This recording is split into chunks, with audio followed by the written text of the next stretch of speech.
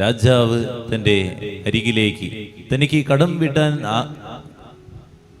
വീട്ടാനുള്ള വ്യക്തിയെ വിളിക്കുകയാണ്. ആ സേവകനെ വിളിക്കുന്നു. സേവകൻ കണ്ണുനീരോടെ രാജാവിനോട് കരഞ്ഞപേക്ഷിക്കുന്നു, എനിക്ക് ഇളവ് തരണമേ എന്ന്. ഇളവ് തരണമേ എന്ന് പറഞ്ഞു കഴിഞ്ഞപ്പോൾ രാജാവ് മനസ്സലിഞ്ഞ് ഇളവ് കൊടുക്കുക. ഈ വ്യക്തി പുറത്തേക്ക് ഇറങ്ങി ആ വ്യക്തിക്ക് കടം വീട്ടാനുള്ള വ്യക്തിയോട് കാരുണ്യം കാണിക്കാതെ അവനെ അധിക്ഷേപിക്കുക. നമ്മൾ ചിന്തിച്ചു നോക്കാം. എല്ലാ പ്രഭാതത്തിലും ഈ ദൈവസന്നിധിയിൽ വന്ന് കർത്താവിൻ്റെ സന്നിധിയിൽ കണ്ണുനീരോടെ നമ്മൾ പ്രാർത്ഥിക്കുന്നു. ദൈവമേ, കരുണ തോന്നണമേ, എൻ്റെ കുടുംബത്തോട് കരുണ തോന്നണമേ, എൻ്റെ ജീവിതത്തോട് കരുണ തോന്നണമേ. ഓരോ ദിവസവും പ്രാർത്ഥനയിലൂടെ നമ്മൾ പ്രാർത്ഥിക്കുന്നവരാണ്.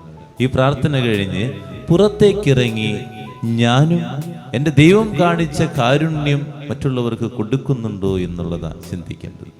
എനിക്ക് മാത്രം കാരുണ്യം, മറ്റുള്ളവരോട് ഞാൻ ദുഷ്ടത കാണിക്കുന്ന വ്യക്തിയാണ്.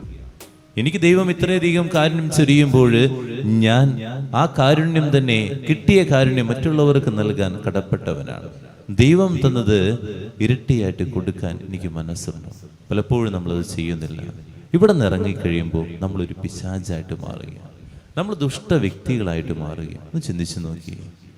ഇവിടെ നിൽക്കുമ്പോൾ മാത്രമാണോ കുഞ്ഞാടുകളും പുറത്തിറങ്ങുമ്പോൾ നമ്മൾ കരടികളുമായിട്ട് മാറുകയാണ്? ചിന്തിച്ചു നോക്കുക. നമ്മുടെ ജീവിതം ദൈവം തന്ന കാരുണ്യം കൊണ്ട് നിറഞ്ഞതാണ്. ഈ കാരുണ്യം പങ്കുവെച്ചു കൊടുക്കാനും മനസ്സുണ്ടാകും.